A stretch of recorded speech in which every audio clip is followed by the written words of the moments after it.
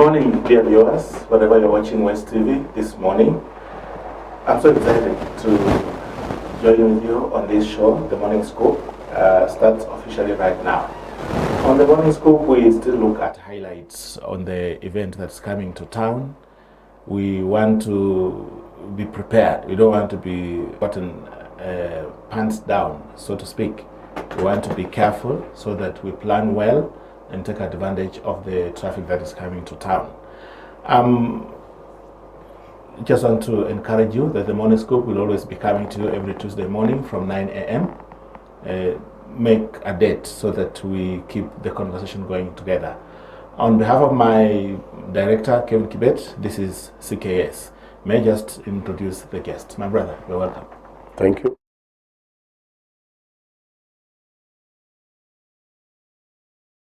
Yeah. One or the other. Okay. Yes. How have you been? I'm okay. It's long. It's quite some time. Yes.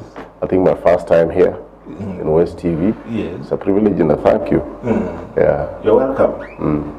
This is the Morning Scoop. We do conversations on various issues. Today, we want to look at the preparations for Madaraka Day. But we don't want to do what the government is doing. We want to do what we are doing. You are in the hotel industry. Yeah.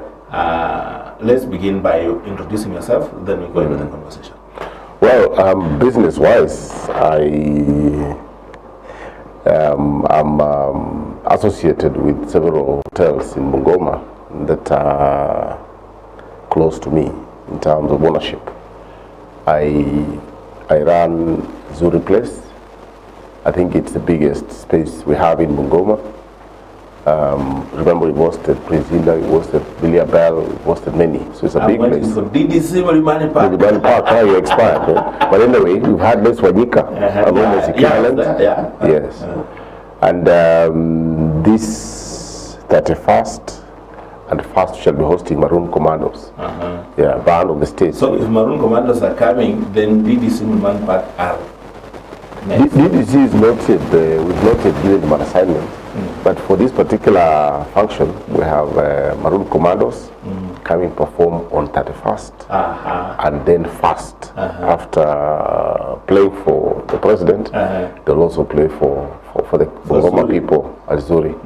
Yes. That's nice. That's one. Then I also have an accommodation facility called Zuri Resort. And then I also have another facility called Zuri Poa. Place for cottages. I think that's where I get my share of the big boys. Come there, members of parliament. I host quite a few dignitaries. Then we also have a spillover. We have 2 hotels in Uganda. I think in Malaba we may be the most high-profile middle-class hotel. Then you also have another one which just opened the other day. Yeah. So Uganda we have 2 hotels. Here you have 3 hotels. Okay. Yeah. That's interesting. You are expanding so fast, and I think we want to see how it ends. We were associated with Mr. Fuller Bouquet of the Stormy World. You liked stones. Then, so we realize if you settled, you can make money. you know what people don't know is that nobody seeks to enter the storm of politics by choice. It is the pressure of imposed on us by the need to change society.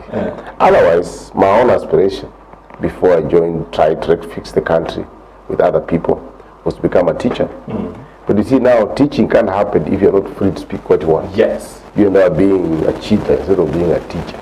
So that's how we ended up in politics. But otherwise, we're normal human beings that can do farming, we can do business. I've been a business now for 7 years. As you can see, I'm not moving very slowly. Yeah. You may be looking well. I hope so. I want to go into the conversation that we have. Yes. The story about Madaraka. Yes. And the capacity for Bungoma to host guests. You have 5 places in Uganda, so we can say you have 3 places. Yes, 3 in Kenya. Now, the issue that comes into mind is what is the capacity of Bungoma to host a large number of guests as we speak? Well, several things have happened in the past about 7 to 10 years, and I'm sure you're aware of that. I think Bungoma has expanded so fast as far as accommodation is concerned, and not just in terms of quantity, but also quality. I can tell you for free that the rooms you find in Bungoma, you won't find them in Gitale easily, you won't find them in Busia, Kakamega. We've overtaken those people in terms of just expanding the hospitality sector. We can host presidents in this place and they won't complain. We can host the ministers, they won't complain because of the quality of accommodation facility that we have.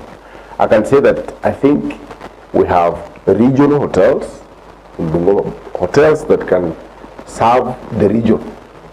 A president of Tanzania can come to Anangali, can come to Hunters, can come to Sintama and say, yeah, this is good. So we have regional hotels that can be classed as regional. And I see Jedlika standing. Jedlika is also around. Yeah. Yes. Now we can even say we also have national hotels. Hotels in the league of Serena. You can be comfortably classed there. Yes. Imperial of Kisumu, the big hotels we have in Nairobi, they have some counterparts here. Then of course we have hotels that are average for the rest of the population. Yeah, so I think that Bungoma has done very well in terms of, I don't know the statistics because I'm not an employee of government, but I think we have hotels that range in the whole county. We may be beyond 500 small and big hotels put together, I believe. If we do 500 and we do an average of 20 rooms, that's a bit of it. It's quite a number, and I think the average is low. We are more than that. 50, about we could average it at 40, 35, thereabout. Okay. So then it means we have decent bed capacity. We have quite a respectable capacity. Yeah. What have we done to market the hotels? What have we done? If we look at other jurisdictions, whenever an event like this comes up, we see a lot of advertisements, a lot of noise. Bungoma, on that sector, it's quiet. How are you marketing these facilities? I must say that your observation is correct. I think we've never, much as we've developed capacity locally, I think that we have not gotten the experience of hosting national functions. So all of us are gambling neighborhood. We don't know where to start, who to call, where you can secure a booking. That's another phase which I think Madaraka Day is going to give us better info because we've not managed to break that ice of having the necessary software to engage an opportunity this big. I think we've performed at 30%, not less. Yeah, the county government, I must say, has tried to reach us out. Yeah, I hope by reaching us out, the intention is to notify those who might require our service. Yeah. When we look at the preparations, usually preparations will put in the private sector and the public sector. Yes. How are we doing from the private sector? Did we sit on the same table with the government and plan this event? Or the government told us what to do? And we were now struggling with catch-up. The government has said it needs this, it requires this, we have to inspect this. How did we perform in terms of planning for this event? I think at the level of participation, there must be a gap there. At least I have no information to the effect that we maybe converge and plan. I don't think there was joint planning, joint reflection on what's happening, and even strategic engagement with preparations. You realize that much as this is a celebration, we have a huge funeral of losses. See, losses without plans of compensation and even just poorly. Yeah, we've lost. I think that we may be having about 5,000 people whose jobs disappeared with the celebration, preparation for celebrations. And in terms of value of money, you realize you've lost 2 buildings belonging to Wangamati, the Wangamati family. I think that this is a society that is, governance is about trying to make people happy, you see. So if you can say, for us to plan well, we need to cause this kind of damage, it is good for them to say, now, what are the implications? And plans are not cast in stone. It is possible for us to adjust those plans and cater for the existence of those structures, even adopt them into our plans. You see, not demolish them. But not just demolish. Our road doesn't necessarily have to pass through a building. We can adjust a bit and protect that. We do that for mountains. Surely we can't do that, protect 1 billion shillings? Because I think the properties may just come out about 1 billion shillings. But then look at what it's bringing. Look at what the stadium is bringing. You see, whatever it is, the stadium will require constructions. They will require offices. Those are just 2 small pockets out of a very large thing. So it's a question of just making necessary adjustments to rescue resources. Because at the end of the day, those buildings are made by us. Ni pesa ambayo imetokana kwa jasho ya watu wa Bungoma and other places. So if we preserve it and get that value transferred to another direction for that particular family, that'll be okay. And again, those markets have been there for decades. Whatever the legal issues are, the truth is this. There's a mistake made by the government, and there may be a mistake also made by the private developer. So there I think that it was very insensitive, and we are going to subtract the gains we're going to make. We're going to subtract, we've subtracted quite a bit of the gains we're going to bring on board. Let's digress a bit. Okay. Let's digress a bit. You see, Kandui, when you look at Kandui, the original plan of Kandui, it involves a lake, 2 lakes actually. Malaba Road passes in the middle of 2 roads. On the upper side and the lower side, and this lower side, it actually affects areas like drips, because then it drips is illegally standing in the lake if we were to go by the original plan. Then we needed the vegetation, the greening and the forested areas around that place to make it beautiful. Yes, educate me, I don't know. Now, there is that. Then there is the current Kandui the way it is. Yes. Putting a stone called Kandui, just like that, of what value will it be to Bungoma if we just put a stone called Kandui? I'm trying to imagine. A stadium needs support services. And the government cannot invest in those, it is the private sector. That's what I was saying. The planning of this, did it include a sit down with you guys, or we were told, now we were told move, then when you didn't move they demolished, right? Now, going forward, has there been any sit down with the government to look at support services to this stadium? Because if we were to invest in the support services, then we are likely going to see other buildings coming up.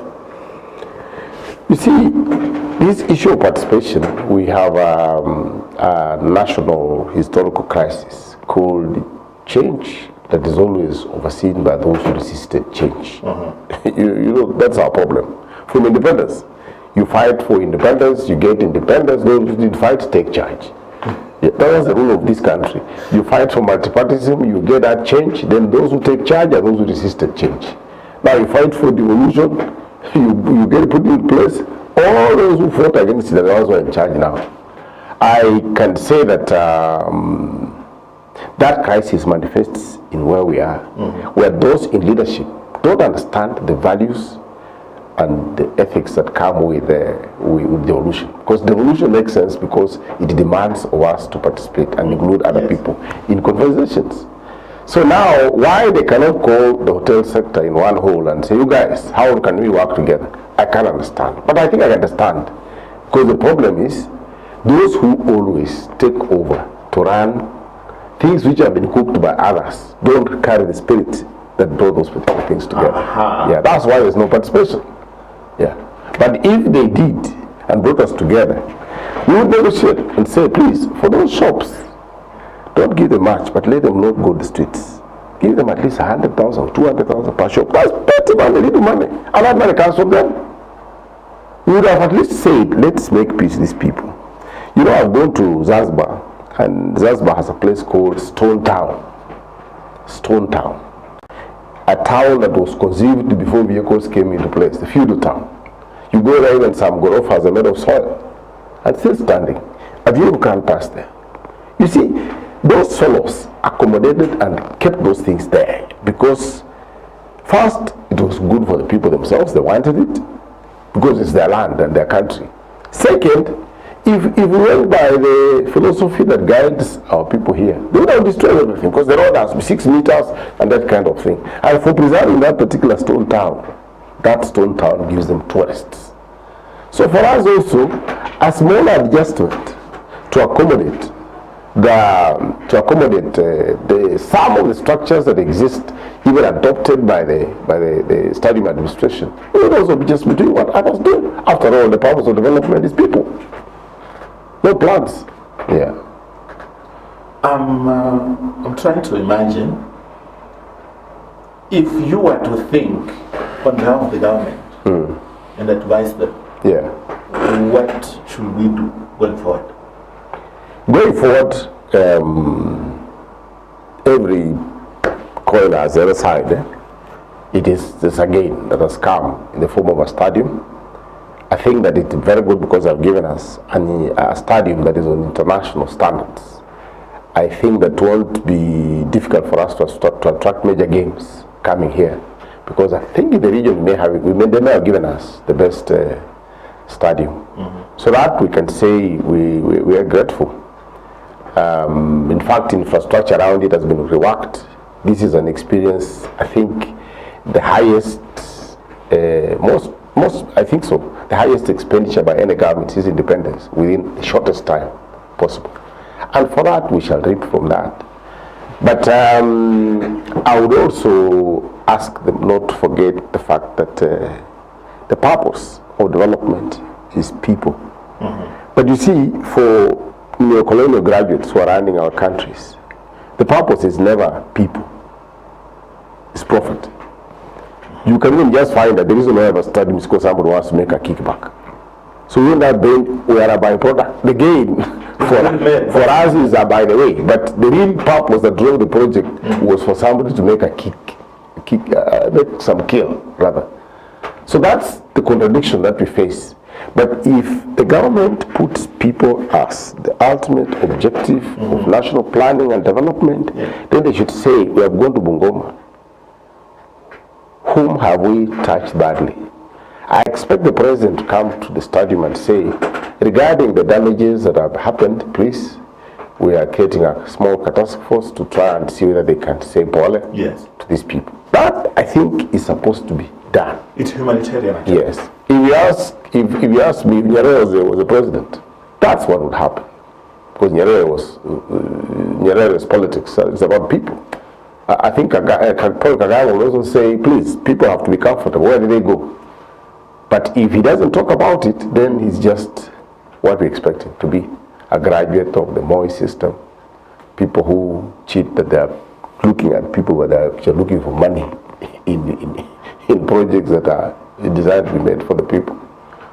So losing 5,000 jobs, those are too many livelihoods. Too many. I'm sure you've buried a few. People have died of shock, poverty, medicine. So now which kind of development? People are in debt. I can assure you the 5,000 wish, yes, the 5,000 people wish there was no stadium at all. And 5,000 are serious, many human beings. So that I have a quarrel with the government. If they don't talk about it, they don't say anything about it, then we shall wait for another government. We say, please, we suffered here.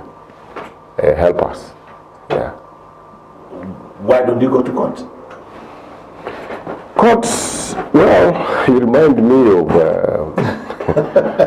one time I went to Wangari Maathai on this matter of Karura. Yeah. I was mobilizing people to go and storm Karura forest and we destroy everything fine there. And then I asked her to join us.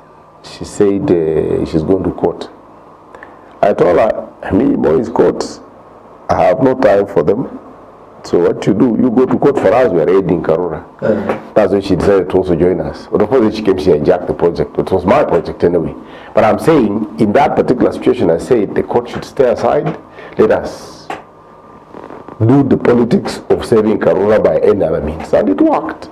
So here also, the court under the Ruto administration, you have treated them with suspicion because he already warned them, spoke many times, so you can't stop anything. So now, no wonder this building at here, Gamati had secured some order or something like that, but still went down. So we're better off using our resources, preparing for another change one day.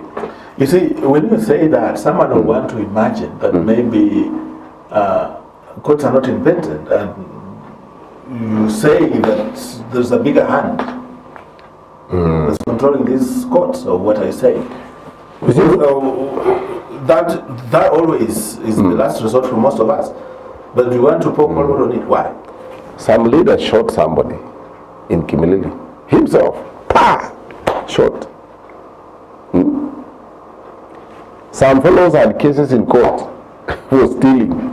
Kumarok, those fellows, all the cases have gone down. Some fellows told me it's from Sirisia here. Fact, stolen money. The cases are suspended. So I'm just saying that there is no cheating ourselves. Some cases will be handled well, but political cases will never be handled well under the administration of Ruto, and I'm not misquoting him. That's what he told us. That me, I have my way. You say things, but I'll do my way. What does that mean? You go to court for romantic purposes, maybe documentation. Just to be documented, you also went to court. But to go down a political case and get a good judgment, the judge might pay for it. So how are we keeping that document? How are we keeping that record so that any subsequent government can be able to consider it? I think that's an assignment we have to take up. But you see, some of us who could easily fill that gap, believing that Ruto is coming to say something. Yeah, we're believing so. So till he says, if he says nothing, then now I think the affected have to come together and prepare to engage the system using formal means, maybe going to court for documentation, or just using the information and the damages they experienced. Yes. For purposes of, assigning another team that will come to power to help them, or lobby from within the same government to help them. Should we imagine that the benefits Jamhuri has brought to town has to be overshadowed by the losses in Kandui? Because I would have imagined that the windfall that has come to the business community is real and it's big. But then, when you bring in an angle of 5,000 people have lost their livelihood, others have lost their lives, then that's a very big dent. Yeah, it is a dent. But also, when you talk business for Bungoma, you need to also go and interrogate who are making money from roads, who are doing all these things around, purchasing of cement, where is it coming from? I'm told some flowers are coming from Nairobi. Because we don't have, or because... No. The partners who have secured the business come from elsewhere. So they're just doing their thing from here. But the real expenditure is elsewhere. I don't think that so far we've sufficiently felt the impact of economic activity for now. So I see us experiencing some change, maybe the last week. Okay. The last week, that's when people may be around.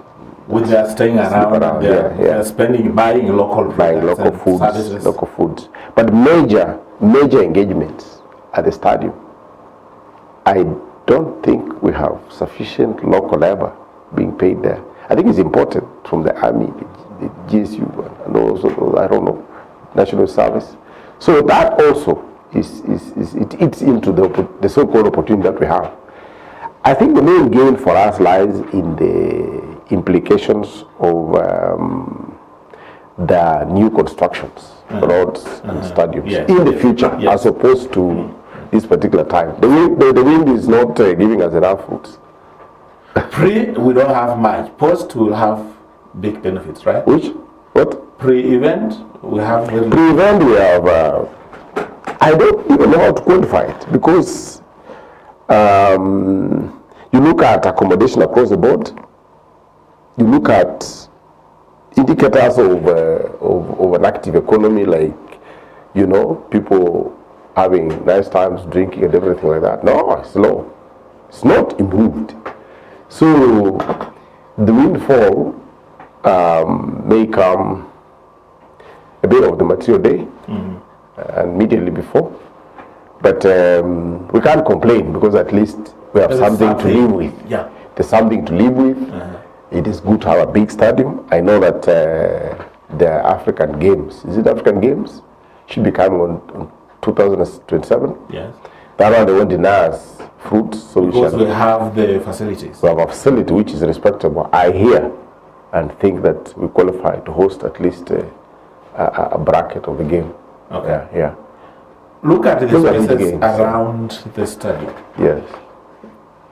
The spaces around the stadium, much as we may want to keep it green, but don't you think we may want to go Kasarani way, where we may want to put up boarding facilities managed by the private sector? Or because we don't want the government to put some money in that and say they own it. Don't you think if we work with the private sector to put up boarding facilities, maybe a shopping center for the private, don't you think it will add the right value to the stadium? You see, that's where I've a quarrel with their move to destroy these particular structures. Because these structures are given as a head start. They can be converted to anything that we want. But they are brought them down. I guess there's also politics involved. Yeah, it's about trying to destabilize the economy but otherwise, if that thought you're giving us was considered, then this is where we would begin. We'd say, now, what can we preserve in these crazy structures? We compensate them, of course, at a lower price because they're in the wrong place, and then we start from there. Personally, I even talked to some of the functionaries around the governor and say, please, if you have any hotel structures you're coming up with, I would like to join the contest to run it, so that I can do my Ugandan cuisine foods, which has gained popularity. But I think they have no choice. They'll have to do that, because that space is big. It will not be sensible for them to ignore your advice. I want to think that they have it in their minds, and even if they don't, the space is there for those things to come up in future planning. Or maybe they are waiting for informal developments to set up kiosks there, which will be easy to demolish when we prepare for 2027. You see, kiosks never come out of the blues. It's engineered from government itself. You find them now and say, you go there, you go there, you go there. Then they come and destroy again. At a small fee, you can go and set up this shop and stuff like that. You see, the streets of Nairobi tell us a lot. You see, when Moi, let's just pick one, Moi Street, Moi Avenue. Moi Avenue had this development, old generation development. Yeah. Guys were running businesses in there. Yes. Then the owners decided that we want to modernize. Okay? We want to set up a modern building. So they are going to demolish this, but they are not. They are not revoking the leases. They are only suspending them over a time of development. So when you had 10 tenants, then you go into the development, redesigning of the shops. You are actually going to start a new building with at least 10 tenants, which you are retaining. They're only suspending for a period of development. Yes. I would have thought the way you are thinking, that the business community in Kandui should have been given that promise that we are removing the old, modernizing, but we will maintain you in your own spaces. Then the new developments will have actually taken root. Is that wishful thinking? Yeah, I think you're talking like somebody I should consider for mayor of Kandui when we take power. Yeah, a good vision. You see, we have enough space, enough opportunities to take care of our people. All we need is just put it a little thought, bring brains like yourselves, say, you guys, You spend your time with knowledge and communication and knowledge. Can you give us ideas? This whole big mass can accommodate that small street of shops. They come up with, please give us a business plan, then we locate it for you somewhere. Because that place needs services.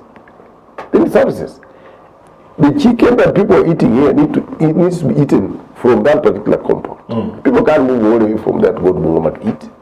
So, but that's possible if as I said, the government has the right objectives. If it's not mixed up with personal business interest, but the people's interest first. We have this excitement about the event coming to Bungoma. Local talent is going to be showcased. Yes, yes. And we have quite a number of locals who are actually going to read big. We cannot ignore, much as you said, it's an afterthought. The real benefit has already been met. But we have locals who are going to read big after, during and after the event. Yeah. Some gains are inescapable. They must sleep. Some gains are inescapable. But what I was trying to focus on is deliberate investments, not being informed by the interests of the local population. But at the level of talent, you can't come here and fail to hear Bukusu songs. So I know that the government did a good job. That particular department did a good job. They gathered all the talents and brought them together, selected them. I think they have trained them a bit, so they should be able to make some money. Yeah, but that's petty cash. And the cuisine, are we exporting our cuisine? Are they tasting our meals? Are they tasting our flavors? Or we will still go into that strange word you guys call a la carte?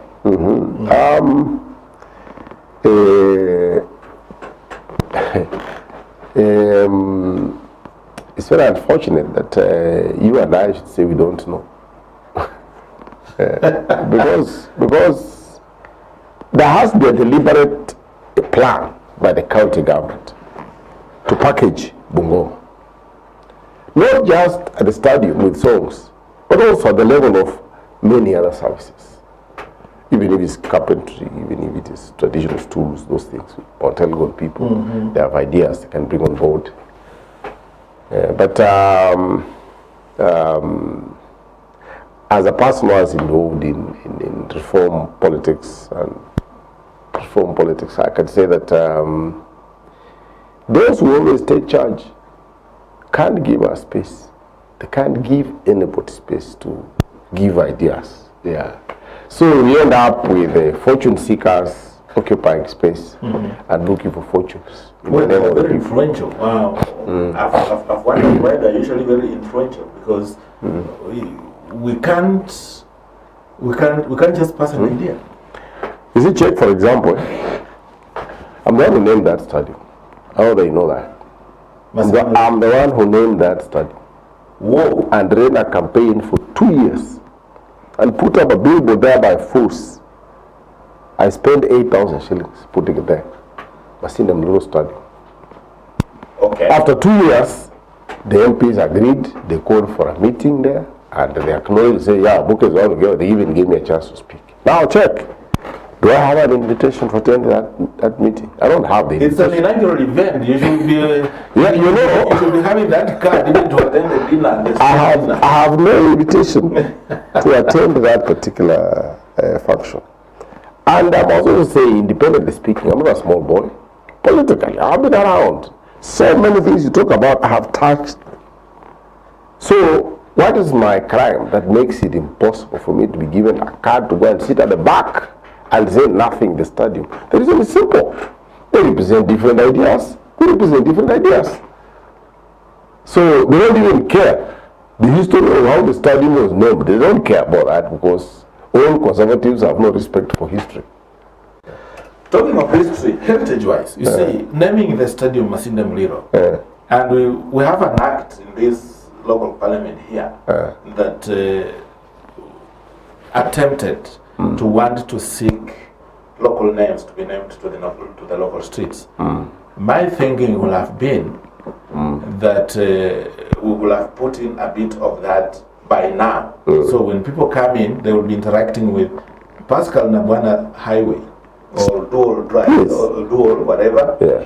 Then there should be maybe even we have what Mutonyi, Maina, is all those guys, because they shaped the conversations. They shaped history. Yeah. So why don't we? You see, we have a road that has been bewitched, that they can't complete it. It connects Bungoma to Kakamega. It passes through Bunyala. Yes, yes. And in Bunyala, we had a very prominent chief called Ndombi. Why don't we call that highway Ndombi? You see, you can come closer home. You know the most prominent name in the independence struggle. You know the name? Who is it? It's Elijah Masinde. He is on record to have been the first Kenyan to say the white man must go back to his land. Indians were given theirs, Europeans were given theirs, Africa is ours. Let them go. That is the biggest name we have as far as the struggle for change is concerned. And when I was a young man, I went and organized the Dinium Sambwe. And we marched through town, you know, asking that Moi Avenue should be changed. Because there's Moi Primary School, Moi Avenue? Moi Avenue is the central business. Why don't we change? We even did that. But as we speak, he has no recognition anywhere. In my opinion, days that are historical like this, we recognize the levers that managed to usher us into another dispensation led by an African. So that's not music people can listen to, because it does not affect them right. As I told you, those who fight for change, Cecilia Mohosita, the Kukusu say, he who cooks doesn't eat. I don't know who came out with that stupid saying, because in my opinion, there's no point cooking if you can't eat. So those who fight for change can't be given a space. Yeah, but I think the administration should one day it should purpose to try and install those things in our social and in setup. That issue raised. I even talked to the governor about it. Told Mr. Governor, we have a problem. Today, if your house is burning, you just tell somebody, come, there's a big tree. I hope it has a different color. Because they say, but it's a big tree, pass like that, please, my house is burning. Because you can't direct anybody. How do you come? How do you go inside these particular streets? The house is burning. How does a firefighter reach it when there are no names of the streets? So even if you don't like the names of freedom fighters, let them put their own like Osaka did. Then you move on. Because then at least it will do some functionary, some function for us. Yeah. When we look at occupancy, I was talking to someone, and the guy said he was fully booked up to 23rd, tomorrow. Yeah. So if there is any booking, he was going to get from 24th now. But he was not sure because they have their own way of getting their bed occupancy. Now, in terms of occupancy or bookings for Madaraka Day, do we have bookings already? Or we just want guys to walk in, sleep and go without advance booking and maybe leave better benefits for the hoteliers in town? You see, the best answer one can give is I have no reason to know, because there was no forum in which I could know my share of the cake. So it boils down to networking and because if the government is good, and if the government has influence and does, then you have some affirmative action. Say, please, we must have some local investors getting things. But see, the hotels you're mentioning are owned by people from outside. And I know serious hotels, like Iconic in Chwele, yes, which struggles to get customers despite being good. So we expect under affirmative action to have serious local native investors being given some space. So you are saying... So that, I can't say we have an idea what's going on. We are just gambling on my usual customers who come. You don't have specific bookings? Yeah. And I want to say that, truth be told, I think I host more members of parliament than so many hotels, which means I have a respectable class. But where is the general bookie? There is none. There's not. Yeah, there's none. Yeah. Don't you think that is coming too late in time so that our local hoteliers will not have time to make real shilling out of this event? Maybe to answer that, we should also answer, when did this planning begin? Planning for Madaraka Day in Bungoma started when? And when if it took that long, why didn't we as the hoteliers come up with an idea of mobilizing our work together? We have a government. You have a government, a ministry that deals with us. We have a ministry that gives us raises, the licenses, it's supposed to secure our comfort. There's no other way we can engage the system other than our existing local legal power, which is the government. So if they can't convene us, then we rely on luck and our usual ways of surviving. But this ought to have been a very big kill. I've gone to Nyeri once when there was, I think, Madaraka there. I was working for Raila as a director for strategy. I'd go there in time. I looked for accommodation. I tried, I like staying out of town. I couldn't get. Checked inside, I couldn't get. At 3 o'clock, I gave up, paid the watchman, said, please guide me, I'm sleeping in this car. I slept in the car. But you see, all those gains come because people are organized. But for us, without organization, without getting the other people to know that we have business, you just find people sleeping in Kisumu. Sleeping in Kisumu, Eldoret, then they arrive here in the morning for the function. And I think that's what's going to happen. I'll hate for you to say that be organized. Why don't you organize yourself? Why should you wait for the government to organize? You see, you organize yourself to speak at who? Because government talks to its own arms. And some of us have tried to talk to government, still we've given up. At least on a personal level. Anything that involves government, even if it's an ID, I have a big problem trying to get, because those who wants to get what's yours is been there since independence. So now I don't have the energy, the motivation to do what has been failing over the years, at least on a personal level. So others who are more industrious may try, but me, I'm not. Just say I'm not doing badly. My 3 people who come to sleep, 4, 10, once in a while, it's enough. Then I sell changa down here. So this idea of public participation is not so public after all? No. Ask them, they'll tell you yes. There was even a meeting, you never know. But you see, it's very selective. Because you can't ignore, I'm the one who hosts the biggest bands, in fact, in the region. In the region, from Kakamega to, I'm the one who hosts the biggest bands here. Yes. The Bell has never come here since the world was made. Came to my place. I was there in this hotel, it's called what? Kandui. This Jedelika, yeah. And yet I have no information, no call, no inclusion in the planning. So if you don't want us, I'm hosting the National Army Band. That should give me an audience somewhere. No one has called me, tell me, oh, you're hosting a band. Oh, good. Then tell us that kind of thing.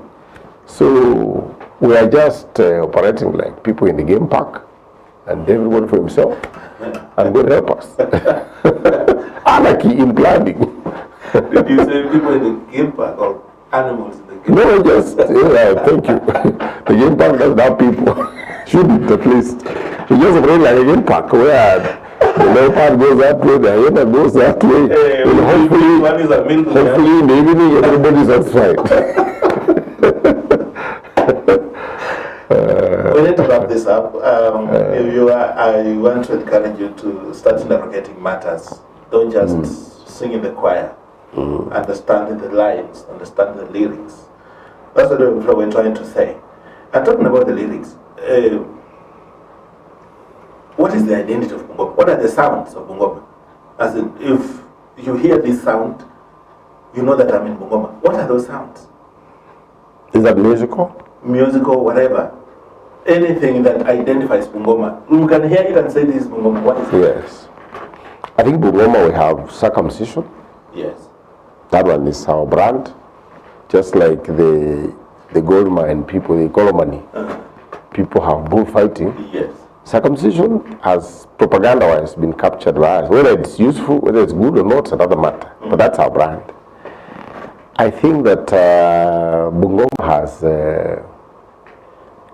amongst the regional Luhya communities, our music is also definable.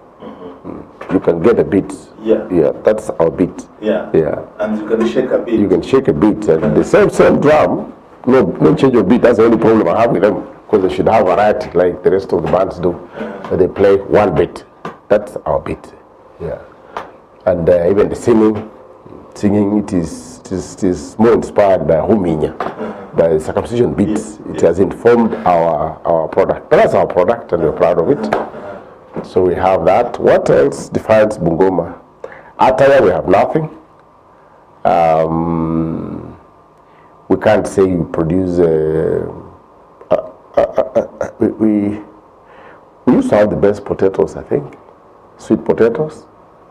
Yeah, in fact, if you go to Murang'a, they will tell you Bungoma potatoes, you know, we've gotten that kind of brand also.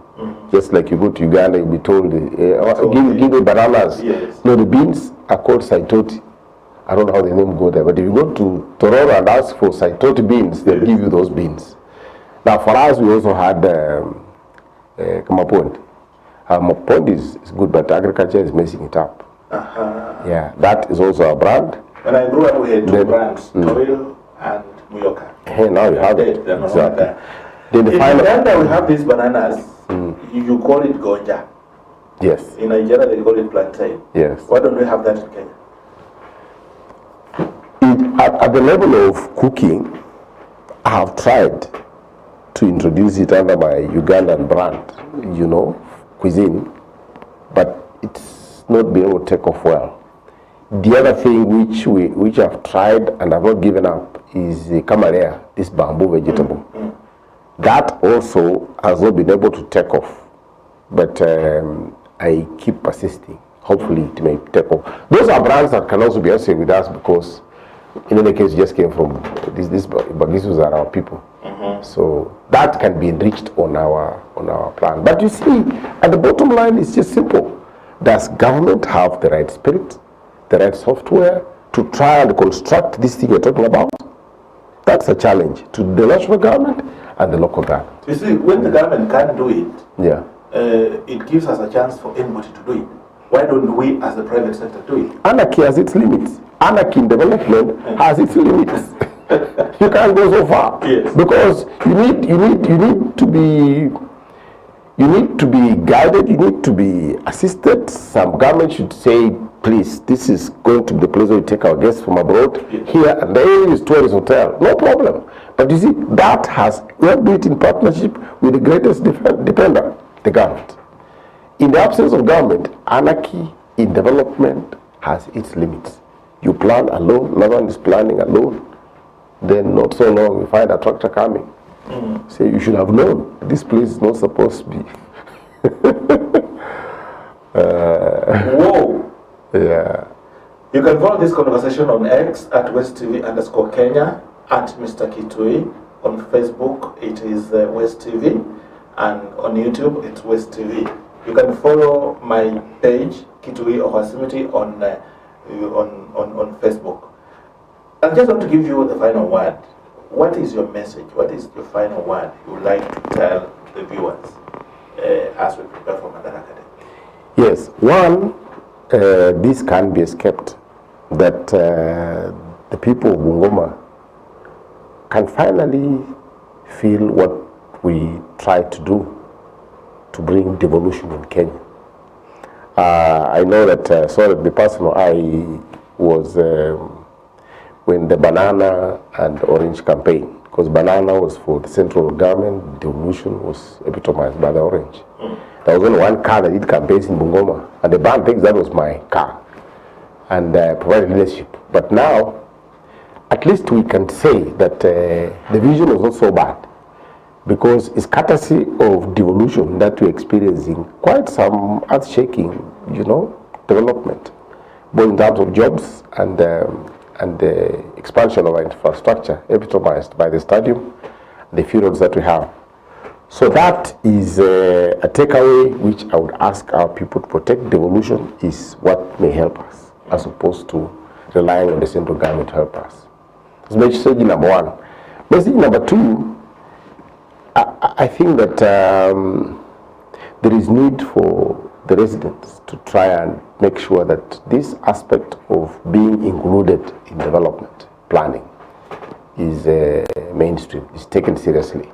Because we have many ideas out there, many professors, many knowledgeable people. Given a chance, they will get us moving to other levels. In some sense, we shall still have selfish interests disrupting our development path. Yeah. If you get a chance to meet the president on that day, what would you like to whisper to him? I've worked for the president as his kind of part speechwriter and part PA. Raila sent me to him to work for him for a year. But when he opposed the constitution, the devolution constitution, I resigned and became back joblessness. I think if I met him, I'll just look at him and walk away. I think he doesn't have the ears to listen to me. Really? Yeah. Yeah. It's 9:59 a.m. We need to get out of here so that subsequent programming can continue. Mr. Fula Buke is the chief waiter at Zuri Hotels. We have Zuris in Kenya and Uganda. Where in Uganda? Malaba. Okay. Yeah. Stay tuned. Keep the conversation going. Let's meet on another Tuesday for the morning scoop. On behalf of Kevin Kibet, who is directing this show, this is